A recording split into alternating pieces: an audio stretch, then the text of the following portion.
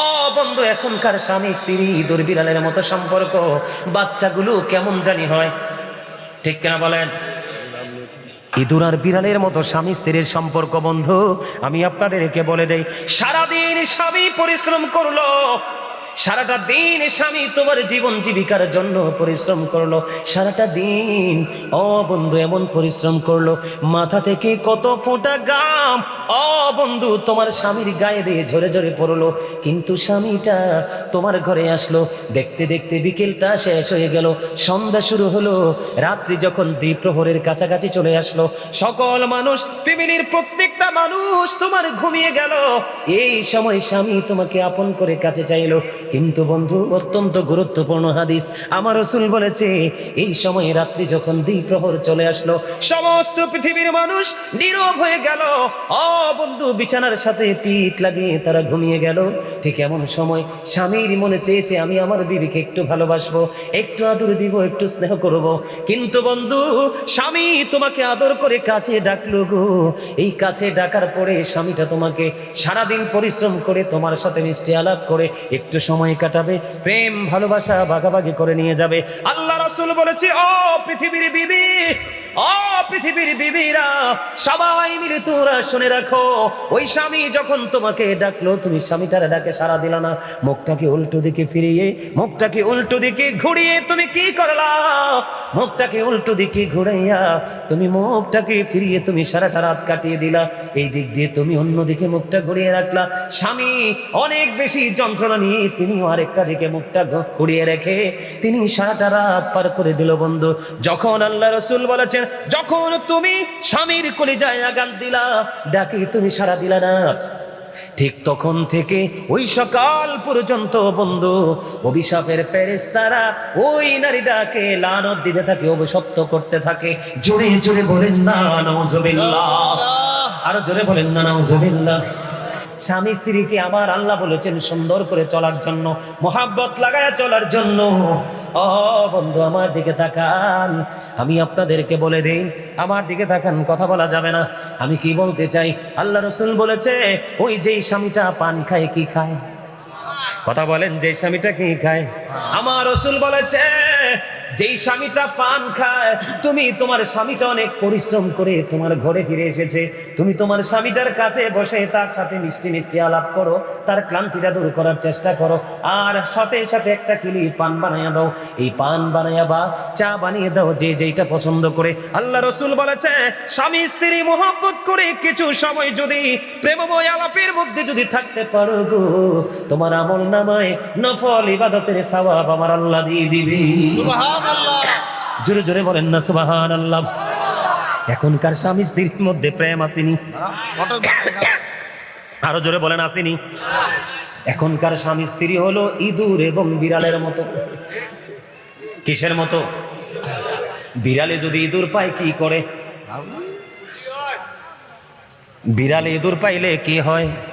খুশি হয়, কারণ চেপে ধরে তার পেটের খিদা নিবারণ করতে পারে। ও বন্ধু, এখনকার স্বামী স্ত্রী ইঁদুর বিড়ালের মতো সম্পর্ক, বাচ্চাগুলো কেমন জানি হয়, ঠিক কিনা বলেন?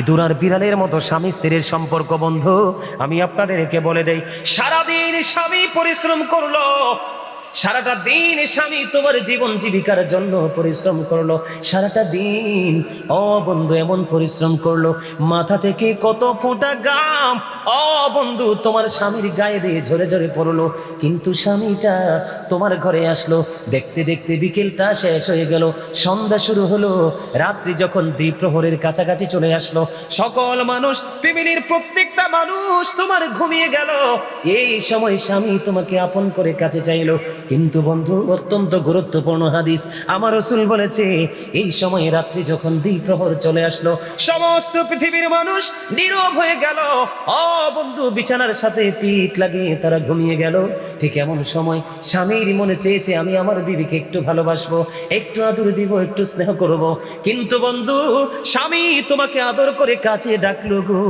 এই কাছে ডাকার পরে স্বামীটা তোমাকে সারাদিন পরিশ্রম করে তোমার সাথে মিষ্টি আলাপ করে একটু সময় কাটাবে, প্রেম ভালোবাসা ভাগাভাগি করে নিয়ে যাবে। আল্লাহ রাসূল বলেছে ও পৃথিবীর বিবি, ও পৃথিবীর বিবিরা, সবাই মিলে তোমরা শুনে রাখো, ওই স্বামী যখন তোমাকে ডাকলো, তুমি স্বামীটার ডাকে সাড়া দিলা না, মুখটাকে উল্টো দিকে ফিরিয়ে, মুখটাকে উল্টো দিকে ঘুরিয়ে তুমি কি করলা? মুখটাকে উল্টো দিকে ঘুরাইয়া তুমি মুখটাকে ফিরিয়ে তুমি সারাটা রাত কাটিয়ে দিলা। এই দিক দিয়ে তুমি অন্যদিকে মুখটা ঘুরিয়ে রাখলা। স্বামী অনেক বেশি যন্ত্রণা নিয়ে তিনিও আরেকটা দিকে মুখটা ঘুরিয়ে রেখে তিনি সারাটা রাত পার করে দিল। বন্ধু, যখন আল্লাহ রাসূল বলেছেন, যখন তুমি স্বামীর কলিজায় আঘাত দিলা, ডাকে তুমি সাড়া দিলা না, ঠিক তখন থেকে ওই সকাল পর্যন্ত বন্ধু অভিশাপের ফেরেশতারা ওই নারীটাকে লানত দিতে থাকে, অভিশপ্ত করতে থাকে। জোরে জোরে বলেন না নাউজুবিল্লাহ, আরো জোরে বলেন না নাউজুবিল্লাহ। সবচেয়ে বেশি গুরুত্বপূর্ণ, সবচেয়ে বেশি রিস্ক থাকে কোন জিনিস রান্না করতে গেলে জানেননি? তারা তো বলছে না, দেখছেননি? শিকারি ফলাফাইন। সবচেয়ে বেশি দাদারা বলেন, মরু ফলাফাইনে বলতে হবে না, কারণ ফলাফাইনে ক্লাসে এখনো যায় নাই, ছেলেরা বলতে পারবে না। আপনারা চাচা দাদারা বলেন, সবচেয়ে বেশি রিস্ক থাকে কি জাল দিতে গেলে? কথা কন না কেন?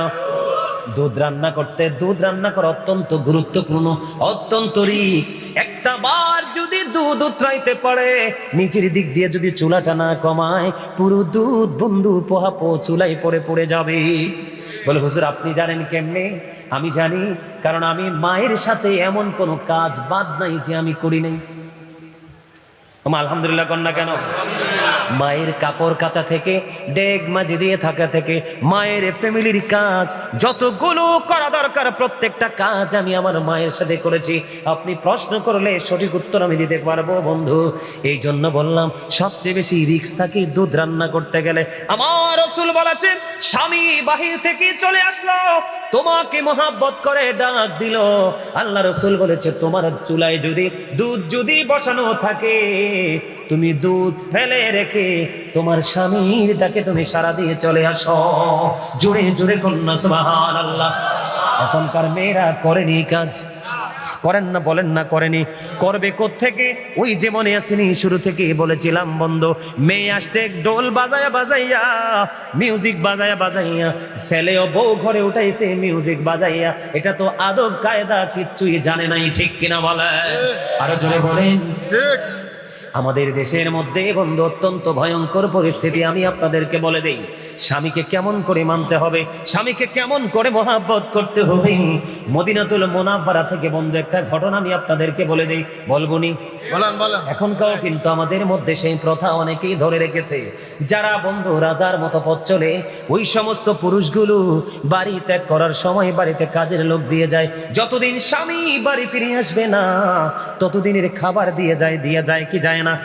বন্ধু মদিনাতুল মুনাওয়ারায়, আমার দিকে তাকান, মদিনাতুল মুনাওয়ারায় ও বন্ধু এক স্বামী তার স্ত্রীকে বাড়িতে রেখে গেলেন। রেখে যাওয়ার সময় বিবিকে বলে গেলেন, বিবি রে, তোমার আমি আসা পর্যন্ত যা কিছুর প্রয়োজন হবে সব কিছু আমি তোমাকে ঘরে তুলে দিয়ে গেলাম, আর আমার বাড়িতে একজন লোক দিয়ে গেলাম যিনি তোমার সুবিধা অসুবিধা দেখবে। বন্ধু স্বামী বিবিকে দিয়ে চলে গেল, বিবিও স্বামীর কথা মেনে পথ চলতে লাগলো। হঠাৎ করে বিবির বাবার বাড়ি থেকে খবর আসলো যে তার বাবা সিরিয়াস অসুস্থ। এই খবর শোনার পরে ওই মদিনাতুল মুনাওয়ারায় আমার রাসূলের জামানায় যখন এই বাবার বাড়ি থেকে খবর আসলো, স্বামী ও বন্ধু সব কিছু দিয়ে চলে গেল, বাবার বাড়ি থেকে খবর আসলো বাবা অসুস্থ। এবার কি করলেন? ওই বাড়ির যে কাজের লোকটাকে পাঠালেন মদিনাওয়ালার কাছে। এবার মদিনাওয়ালার কাছে চলে গেলেন, যাওয়ার পরে বললেন, ইয়া রাসূলুল্লাহ, ইয়া হাবিবাল্লাহ, নবী গো, ও প্রাণের নবী, আমার যে মালিকিনী তেনাকে ওনার স্বামী বাড়িতে রেখে গেছে। এখন ওনার বাবার বাড়ি থেকে খবর আসলো, ওনার বাবার বাড়ি থেকে বন্ধু খবর আসলো ওনার বাবা অসুস্থ, কিন্তু ওনার স্বামী বলে গেছে আমি না আসা পর্যন্ত তুমি আমার সীমানা ত্যাগ করতে পারবা না। এই কথা বলার পরে আমার নবীজি জানিয়ে দিলেন, না না না, যদি তার স্বামী যদি তাকে এমন অর্ডার করে থাকে তাহলে সে তার বাবার বাড়ি যেতে পারবে না। বন্ধু এত ভদ্র, এত জেন্টেল, আমরা সবাই জানি সন্তান আলেম হলে বাবা মা জান্নাতে যাবে। না না না, ও বন্ধু শুধু ছেলেদের কারণে বাবা মা জান্নাতে যাবে এমনটি নয় রে। সত্যিকারের প্রেমময় মেয়ে যদি তুমি দুনিয়াতে আনতে পারো, আল্লাহ যদি তোমাকে দেয়, এই মেয়ে তোমাকে জান্নাত পর্যন্ত পৌঁছে দিতে পারে। জোরে জোরে বলেন না সুবহানাল্লাহ, আরো জোরে বলেন না সুবহানাল্লাহ। আপনার মনোযোগ আমার কাছে অত্যন্ত চমৎকার লাগছে, এই জন্য বলছি। যদি ভালো লাগে বসে যান। এই ভাইকে বসতে জায়গা দাও, দাও। আলহামদুলিল্লাহ বলেন, আরো জোরে বলেন না, আরো জোরে। আরে আলহামদুলিল্লাহ বলেন না। আমি ওয়াজ করতেছি, আমি ক্লান্ত হই না, আপনারা শুনতে শুনতে ক্লান্ত হয়ে গেলে হইব না? কথা কন না কেন? কত গুরুত্বপূর্ণ ওয়াজ জানে, এগুলো আমাদের জানা নাই। এই জন্যই আমাদের সমাজের মধ্যে এত যন্ত্রণা। প্রত্যেকটা এলাকায় ঘরে ঘরে সবচেয়ে বেশি যন্ত্রণা, এটা বিপজ্জনক যন্ত্রণা হলো স্বামী স্ত্রী বাবা মা। কথা বলেন, প্রত্যেকটা ঘরে ঘরে প্রত্যেকটা এলাকায় এটা দিন দিন এটার পরিধি বাড়তেছে। শুধু ইহুদিদেরকে দেখে দেখে যদি মুসলমানের যে ধর্মীয় রীতি মানতো, ফলো করতো, আলেমদের সাথে যুক্ত থাকতো, তাহলে আমাদের জাতি এত ধ্বংস হতো না। ঠিক কিনা বলেন? হতো। বন্ধুরি আমার, এবার শোনেন, ওই মহিলা সিদ্ধান্ত নিলেন, না না না, আমার রাসূল বললেন যাওয়া যাবে না, স্বামীও বলে গেল যাওয়া যাবে না, আমি যাব না যাব না। ওই মহিলা তার ঘরের আঙ্গিনায় কাটিয়ে দিল। দেখতে দেখতে দিন চলে যাচ্ছে, রাত চলে যাচ্ছে, সময় ফুরিয়ে যাচ্ছে, কিন্তু বন্ধু এখনো তার স্বামী বাড়ি ফিরলো না। এবার হঠাৎ করে আরেকদিন খবর আসলো, তোমার বাবা আর পৃথিবীর বুকে নাই। কেমন মেয়ে! এবার কি করলেন? আবার ওই কাজের মেয়েটা আল্লাহর হাবিবের কাছে পাঠিয়ে দিলেন। ওই রাসূলের কাছে যাওয়ার পরে বললেন, নবী গো, ওই যে নালিশ নিয়ে এসেছিলাম, ওই মহিলার বাবা আজকে পৃথিবী ছেড়ে চলে গেছে।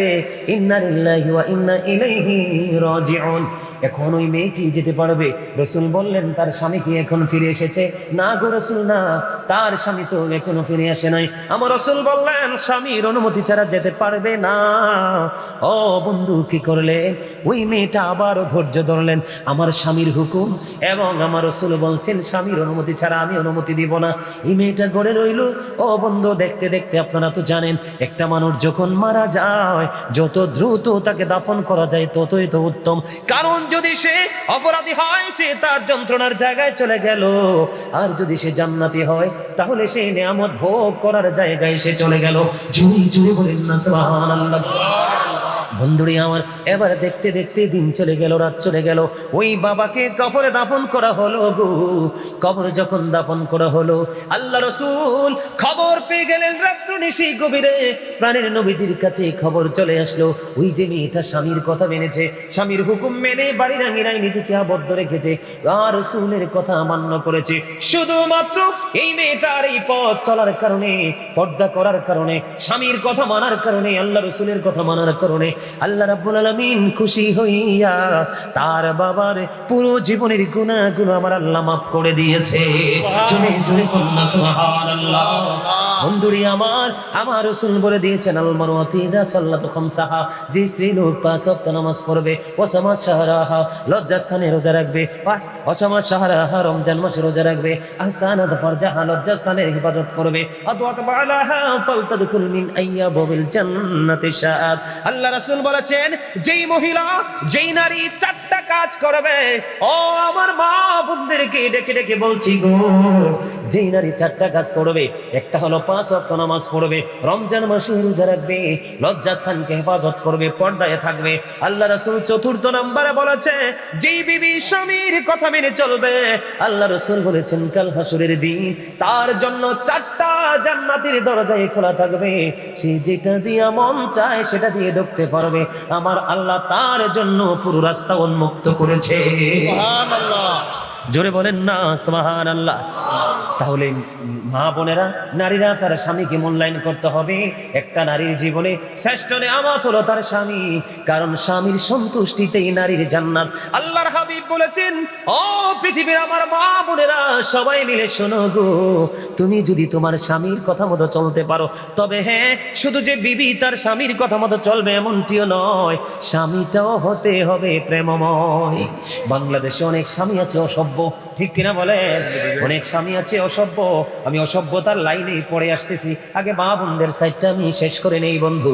আল্লাহ রাসূল বলেছেন, কোন বিবি যদি ইন্তেকাল করে, ইন্তেকাল করার পরে তার স্বামী যদি বিবির জন্য কান্না করতে গিয়ে, আফসোস করতে গিয়ে একটা ফোঁটা চোখের পানি যদি ফালায়, আমার রাসূল জানিয়ে দিয়েছে, ওই নারীর জান্নাত কেউ আটকাতে পারবে না, বিনা হিসাবে যাবে সেই জান্নাতে। জুড়ে জুড়ে বলেন না সুবহানাল্লাহ। বন্ধুরে আমার, আমাদের গ্রামের মধ্যে একটা শয়তানি চলে, এটাও কিন্তু কিতাব থেকে সংগ্রহ করা। সেই শয়তানিটা হলো, এটারে আমরা আঞ্চলিক ভাষায় বলি জোলা। বুঝেননি? বলে বাবার বাড়ি নিয়ে জোলা করছে। কথা বললা কেন? মানে স্বামীর পকেট কেটেছে বিবি। স্বামীর পকেট কাটলে বিবির এটা দোষ না। স্বামীকে না জানিয়ে যদি বিবি স্বামীর পকেট থেকে টাকা নিয়ে খরচ করে, এটা দোষেরও না, এটা চুরিও না, এটা কোনো কিছু না, বরং এটা হলো প্রেম। কথা বলেন না কেন? কিন্তু বন্ধু, সমস্যাটা হলো কোথায়? সমস্যাটা আমি আপনাদের সামনে একটুখানি তুলে ধরবো। এই সমস্যাটা কোথায় বন্ধু? সমস্যা হলো, আপনি স্বামীর পকেট থেকে টাকাগুলো নিয়ে গেলেন, কিন্তু নিয়ে বাবার বাড়ি রাখলেন। সময় যখন হলো স্বামীর কাছে আবার এনে দিলেন, বাবার বাড়ির কথা বলে। আছে না নাই? আপনাদের এলাকায় মনে হয় এরকম নাই, কিন্তু আমি আমার জীবনে এমন শয়তান মহিলা দেখছি। কথা কন না কেন? কি করে? স্বামীর পকেট থেকে নেওয়া দোষের না, কিন্তু স্বামী যখন গর্তে পড়বে, বাবার বাড়ির নাম করে এনে স্বামীকে দেওয়া, এটা হলো অন্যায়। দিয়েছো তো দিয়েছো, সপ্তাহ পর পর স্বামীকে তুমি প্রেসার দিচ্ছ, তুমি আমার বাবার বাড়ির টাকাটা দিচ্ছ না কেন? কিন্তু না না না বন্ধু, এটা সত্যিকার অর্থে স্বামীর টাকা। এটা গেল একটা দোষ। আরেকটা দোষ হলো, আমাদের দেশে, আমাদের বাংলাদেশের মধ্যে গ্রামে গ্রামে মহল্লায় মহল্লায় এক ধরনের নারী আছে, সকালে রান্না করে ডিউটি করতে থাকবে, এই বাড়ির বিপদ ওই বাড়িতে। আছে না নাই? কথা বলেন, আছে না নাই? এই কথাগুলো কেন বলছি আমি ব্যাখ্যা দিচ্ছি বন্ধু। মদিনাতুল মুনাওয়ারায় এক বুড়িমা স্বপ্নে দেখলো, আমার দিকে তাকান, গভীর রজনীতে খৌফে দেখলো তার মেয়েটার এমন অবস্থা, মাথার মধ্য দিয়ে বন্ধু পেরেক ঢোকানো হচ্ছে, হাতের তালুতে বন্ধু আগুন, পেরেক বসানো হচ্ছে, আগুনের শিকল পরিয়ে দেওয়া হচ্ছে, তার পায়ে এত যন্ত্রণা, চিৎকার করতেছে বন্ধু। এবার মেয়েটা স্বপ্ন দেখলেন, মা পাগল হয়ে গেলেন। স্বামী মেয়েটা স্বপ্ন যোগে মেয়েটার সাথে কথা বললেন, মা তোমার এই অবস্থা কেন? মা গো, এটার কারণ হলো আমার জীবনে কোনো দিন আমি আমার স্বামীকে মূল্যায়ন করি নাই। জোরে জোরে কন্যা নাউজুবিল্লাহ। এখন তো মা জানতে পারলেন স্বপ্নের কথা বলতেছি। বুড়ি মা বেঁচে আছে, মা দেখতেছে মেয়ে স্বামী রেখে পৃথিবী ছেড়ে চলে গেল। এবার দৌড়ে চলে গেল মদিনাওয়ালার কাছে। মদিনাওয়ালা শরীফ সর্বপ্রথম গেলেন ওই মহিলার স্বামীর কাছে। স্বামীর কাছে যাওয়ার পরে বললেন, বাবা তোমার স্ত্রী, আমার মেয়ে, সে কবরে বড় ভয়ঙ্কর অবস্থায় আছে, তুমি আল্লাহর হস্তে ক্ষমা করে দাও।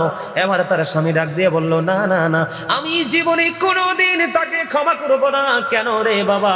এটার কারণ হলো, সে কোনোদিন আমাকে মূল্যায়ন করে নাই, আমার কথা কোনোদিন সে শোনেনি। প্রত্যেকটা সেক্টরে সেক্টরে সে আমাকে ওভারটেক করেছে, আমার কলেজে আগুন দিয়েছে, সে মরে গেছে, কিন্তু তার দেওয়া আগুন এখনো আমার হৃদয়ে দাউ দাউ করে চলছে। শাশুড়ি বুঝতে পারলেন, না না না, তার স্বামী কোনোদিন তাকে ক্ষমা করবে না। এবার তিনি দৌড়ে চলে গেলেন মদিনাওয়ালার কাছে। ইয়া রাসূলুল্লাহ, ইয়া হাবিবাল্লাহ, নবী গো, ও নবী, আমি খৌফে দেখেছি আমার মেয়েটা অত্যন্ত ভয়ঙ্কর বিপদে আছে, আর একটা মাত্র কারণ, সে তার স্বামীর অসন্তুষ্ট, স্বামী তার উপর অসন্তুষ্ট। আমি আমার ওই মেয়ের হাজবেন্ডের কাছে গিয়েছি, সে বলেছে সে ক্ষমা করবে না। এই কথা বলার পরে আবার কে করলেন বন্ধু? আল্লাহ রাসূল ওই স্বামীকে ডাকলেন, ডাকার পরে স্বামীকে ডাক দিয়ে বললেন, তুমি তোমার বিবিকে ক্ষমা করবে না? এবার তিনি বললেন, ইয়া রাসূলুল্লাহ, সে আমার কলিজায় আগুন দিয়েছে। আমার নবীজি বললেন, তুমি তোমার বিবিটাকে ক্ষমা করে দাও, তাহলে তোমার আল্লাহ তোমাকে ক্ষমা করে দিবে। তারপরে স্বামী তাকে ক্ষমা করে দিলে, আর মেয়েটার কবর হয়ে গেল জান্নাতের টুকরা। সুস্থতার অসুস্থতার মধ্যে পার্থক্য কি জানেন? আপনার মাথা থেকে পা পর্যন্ত বডি স্ট্রাকচারটা, এই মানুষটা যদি সুস্থ থাকে, এটাকে সুস্থতা বলে না, কারণ এটা নকল মানুষ। এটা কি মানুষ? আসলটা ভেতরে। আসলটা কোথায়? আসলটার নাম জানেন? কলব। আল্লাহর কোরআনের ভাষা এটাকে বলা হয় রূহ, ইংলিশ এটাকে বলা হয় সোল, বাংলাতে এটাকে বলা হয় আত্মা। আল্লাহ রাব্বুল আলামিন বলেছেন, ক্বাউলির রূহু মিন আমরি রাব্বি, say the soul is the wonder of my Lord.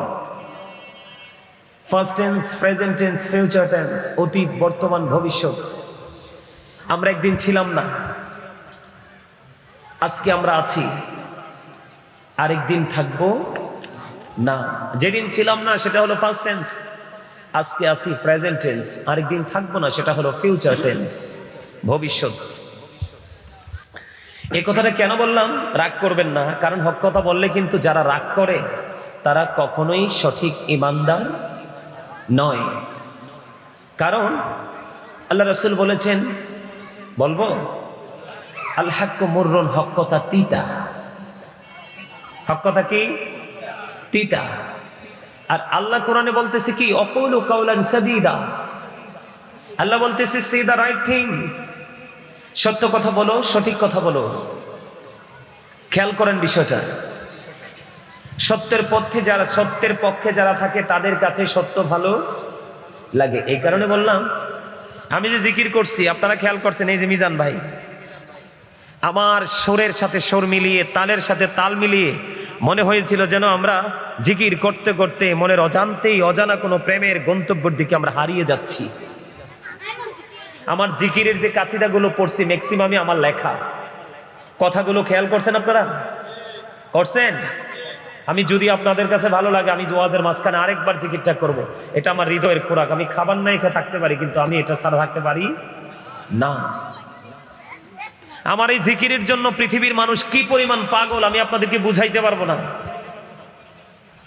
America বলেন, লন্ডন বলেন, পৃথিবীর সর্বশ্রেষ্ঠ ইউরোপ কান্ট্রি থেকে ধরে বাংলাদেশে, তার মধ্যে সবচেয়ে বেশি পাগল ভক্ত হলো আমার মা বোনেরা। প্রতিদিন যে কি পরিমাণ ফোন আমার কাছে আসে। কেন বললাম এই কথাগুলো? সম্মানিত উপস্থিতি, প্রেমের আরেক নাম হলো ঈমান। ভালোবাসার আরেক নাম কি? ঈমান। যার ঈমান নাই তার কাছে কখনোই আমল নাই। কারণ নাই এই কারণে, কারণ সে তো মজাই বুঝে না। খাবারের স্বাদ যেমন লবণ, আমলের স্বাদ তেমন প্রেম। কথা কি বুঝতে পেরেছেন? খাবারে লবণ দিলে কি হয়ে যায়? আমার কথা বলেন না কেন? আয়শা তো দেখলাম মাশাল্লাহ, আমি এদিকে বসে আছি আর আমার ভাই এখানে আলোচনা করতেছে, দেখলাম মাশাল্লাহ একদম দুই মারি একত্রিত করে দেদারসে বহুত বাদাম খাচ্ছেন। তখন তো একবারে দোনোটা কিন্তু এক্সারসাইজ করছে, কিন্তু নন স্টপলি, একদম ধারাবাহিকভাবে। বোঝেন নাই? মানে মুখে দিচ্ছেন আর চিবাচ্ছেন আর খাচ্ছেন, মানে তখন কিন্তু আপনার মধ্যে কোনো ক্লান্তি ছিল না। কিন্তু যখন জিকির শুরু হলো তখন আপনার মধ্যে জড়তা চতুর্দিক দিয়ে এসে আপনাকে গ্রাস করে ফেললো। আমার কথা আপনারা বুঝেন? এই যারা জিকির করে তারা জিন্দা, আর যারা জিকির করে না তারা মুর্দা। যারা জিকির করে তারা জাকের, আর যারা জিকির করে না তারা গাফেল। আপনি কোনটা নেবেন? আপনাকে আইডেন্টিফাই করতে হবে। কারণ you are great, absolutely right answer my dear brother. আলহামদুলিল্লাহ বলেন, আরে আরো জোরে বলেন। দেখছেন নি এই কোনায় পাইছি একটা, এটা তো আগে থেকে রেডি আছে, আর ওইটা কিন্তু প্রস্তুত না, কিন্তু একদম উত্তর দিয়ে দিচ্ছে একদম কমপ্লিটলি। আমি কিন্তু এইরকমে কথা এইভাবেই বলবো। ভাল লাগে আমার কথা? কার কার কাছে ভালো লাগে? সোজা করে হাত তুলে দেখান দুইটা। নারায়ে তাকবীর, নারায়ে রিসালাত, ইয়া রাসূলুল্লাহ, নারায়ে গাউসিয়া, ইয়া গাউসুল আজম দস্তগীর। বার্ষিক সুন্নি মহাসম্মেলন জিন্দাবাদ, জিন্দাবাদ। প্রধান বক্তা ওমা লাল গোলাপ শুভেচ্ছা দিতেন না? মাশাআল্লাহ। এই কথাটা যদি না বলতাম আপনারা কিন্তু হাসতেন না। আপনাদের এই বিউটিফুল স্মাইলিং এর মধ্যে আপনাদের মধ্যে যে কোনো ক্লান্তি নেই, এটা প্রকাশ হয়েছে। মিজান ভাই কি কর? হ্যাঁ, কারণ হাসবেন, মাঝে মাঝে একটু হাসবেন। হাসি হচ্ছে সুস্থ থাকার বড় অস্ত্র। আল্লাহ রাসূল বলেছেন, গোমরামুখী মানুষ হার্ট অ্যাটাকে মারা যায়, আর ফ্রি মানুষ হার্টে প্রবলেম তো আসে না। হার্ট অ্যাটাক করবে কখন? এখনকার যুগের ম্যাক্সিমাম মানুষ কি হার্ট অ্যাটাকে মারা যায় না? এগুলো আমার বানানো কথা না, হাদিস শরীফের কথা। এখনকার ম্যাক্সিমাম মানুষ কি হার্ট অ্যাটাকে মারা যায় না? কেন মারা যায়? গোমরাহির কারণে, একাকী থাকার কারণে, বিশেষ করে অসভ্য যন্ত্রটা নিয়ে ঘোরার কারণে। ঠিক তো বলেন নাই? কারণ এটার পক্ষে সবাই, ঠিক না? ঠিক। হ্যাঁ, মুখস্থ করে রাখেন, এটা আমার কাছে মনে হয় বিষাক্ত এক সাপ। পর্দাসীন নারীকে বেপর্দা নিয়ে আসতে পারে এটা। গুড ক্যারেক্টার সম্পূর্ণ একজন পার্সনকে ক্যারেক্টারলেস পার্সন হিসেবে প্রিপেয়ার করে এটা। চরিত্রবান মানুষকে চরিত্রহীন বানাতে বাধ্য করে এটা। কথা বলেন না কেন? আরো জোরে। আমার কথা বুঝে আসে? এগুলো কিন্তু আমার ওয়াজ না। আপনাদেরকে আমি কি করতেছি? এক্সপেরিয়েন্স ম্যান হিসেবে প্রিপেয়ার করার জন্য চেষ্টা করতেছি, ট্রাই করতেছি, প্রস্তুত করতেছি আপনাদেরকে। প্রথম দিন যখন টিচার ক্লাসে আছে তখন কিন্তু বই থেকে পড়ায় না, পড়ায় কি বলেন দাদাভাই পড়ায় না? তখন টিচার এসে বিভিন্ন প্রসঙ্গ নিয়ে তার ব্যক্তি জীবন থেকে বিভিন্ন এক্সাম্পল দিয়ে স্টুডেন্টগুলোকে একটু অ্যাক্টিভ করার চেষ্টা করে, তাই তো? তা আমি ফার্স্ট টাইম এসেছি, আপনাদের পালস আগে আমাকে বুঝতে হবে। এই জন্য আমি আপনাদেরকে বলছি, যেটা বলতেছিলাম, আপনারা কিন্তু খুব চমৎকারভাবে বোট খাচ্ছিলেন, কেউ পান খাচ্ছিলেন, কেউ দাদাভাই পান তো সারা বছর খান, এখানে কেন পান খেতে হবে? 364টা রাত, 65টা রাত্রের মধ্যে 364টা রাত্রিতে আপনি বুট বাদাম খেতে পারবেন, কিন্তু এখানে এসে কয়েক ঘন্টার মধ্যে এখানে কেন খেতে হবে আপনার? আমার কথাগুলো কিন্তু একটু খারাপ লাগতে পারে, কিন্তু এগুলাই বাস্তব। সারা বছরই তো খান, এখানে খেতে হবে কেন? এখানে আপনার মানসিকতা থাকবে যথেষ্ট সফট, আর আপনার মধ্যে থাকতে হবে একজন কি বলবো গভীর একটা ধ্যান এবং খেয়াল, যে আজকে যারা আসছে তারা কি বলছে, আমি সেগুলো এগুলো কোট করব, তাই না? এখন থেকে বুট বাদাম পান কোনো কিছু খাওয়া যাবে না, যা আছে পকেটে নিবিড়ভাবে ঢুকিয়ে রাখতে হবে। কারণ আল্লাহ রাব্বুল আলামিন আপনাকে আমাকে এই জবানটা দিছে আল্লাহর জিকির করার জন্য। কি করার জন্য? আরো জোরে বলেন। জিকির করার জন্য। জিকির হলো আরবি শব্দ, বাংলাতে এটাকে বলা হয় স্মরণ, ইংলিশ এটাকে বলা হয় রিমেম্বার। আল্লাহ রাব্বুল আলামিন বলেছেন remember me then I will remember you. আল্লাহ রাব্বুল আলামিন বলেছেন ফাযকুরুনি আযকুরুকুম, তোমরা আমাকে স্মরণ করো, আমি তোমাদেরকে স্মরণ করব। দেখছেন নাকি চমৎকার কন্ডিশন? কথা কি বুঝতে পারছেন আমার? মানে আল্লাহ আপনাকে আমাকে শর্ত দিয়েছে, আপনাকে আমাকে কন্ডিশন দিয়েছে যে তোমরা পৃথিবীতে বসে বসে আমাকে স্মরণ করবে। আমি আল্লাহ কথা দিলাম, তারপরে আমি তোমাদেরকে স্মরণ করব। আর জোরে বলেন না সুবহানাল্লাহ। আর একটু মহব্বত করে। তাহলে আমার জিকিরের সময় যে আপনারা এই মানে ভালোভাবে জিকির করেননি, এটা কি ভালো হইলো? এটা কি প্রেমিকের পরিচয় দিতে পারলাম? পারি নাই। আমরা দুর্বল হতে চাই না। এদিক তাকান, আল্লাহ রাব্বুল আলামিন দুর্বল ইমানদারের চাইতে শক্তিশালী ইমানদারকে বেশি পছন্দ করেন। আর জোরে বলেন না সুবহানাল্লাহ। আল্লাহ রাব্বুল আলামিন দুর্বল ইমানদারের চাইতে শক্তিশালী ইমানদারকে কি করেন? বেশি পছন্দ করেন। আমরা দুর্বল হতে চাই না, আমরা স্ট্রং হতে চাই, ঠিক কিনা বলেন? আমরা উইক হতে চাই না, আমরা স্ট্রং হতে চাই। চাই কি চাই না? কারণ আমাদেরকে মরতে হবে, এটা বাস্তব। অল মেন উইল ডাই, সকল মানুষকে মরতে হবে।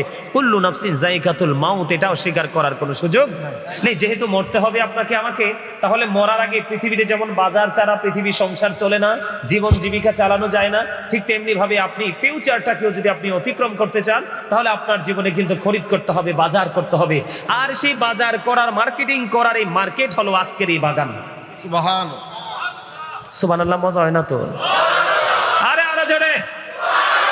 আপনারা ম্যাক্সিমাম লোক মিয়া তরিকাপন্থী, আকবর আলী রেজভী সাহেবের বায়াত, আর আমিও সব সময় সবুজ পাগড়ি করি, বুঝছেন মিজান ভাই? আজকে কেন জানি ভাবলাম যে কালো পাগড়িটা পরে যায়, না আইসা দিকে আমারটার সাথে মিল লেগেছে সবারটা। মারহাবা কোন আত্মার সাথে আত্মাটা মিললে হয়ে গেল। এটা কারণ বলেন না কেন? ও মা জিও তো কয় না। এই সত্যকে সত্য বলা এটাও জিকির, মিথ্যাকে মিথ্যা বলা এটাও জিকির, কাউকে ভালো কাজের জন্য ডাকা এটাও জিকির, কাউকে খারাপ কাজ করতে দেখলে থামিয়ে দেওয়ার চেষ্টা করা এটাও জিকির। আজকে এখানে বসে সুবহানাল্লাহ বলতেছেন, এটাও জিকির। আলহামদুলিল্লাহ বলতেছেন, ওটাও জিকির। আল্লাহু আকবার বলতেছেন, এটাও জিকির। লা ইলাহা ইল্লাল্লাহ বলতেছেন, এটাও জিকির। নামাজ পড়তে গিয়েছেন, ওটাও জিকির। হজে গিয়েছেন, ওইটাও জিকির। তাহলে আপনার আমার লাভ বেশি না? আরো যারা বলেন